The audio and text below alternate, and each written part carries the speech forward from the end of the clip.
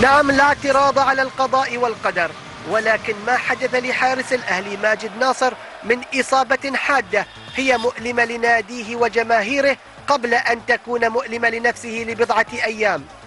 ما هو ذنب ناديه وفريقه الذي صرف مئات الآلاف بل ملايين الدراهم للتعاقد معه سعيا لتحقيق إنجاز يذكر على صعيد البطولات؟ رادار كورنر يفتح ملف ثقافة وفكر وانضباط لاعبين المحترفين تجاه فرقهم وأنديتهم.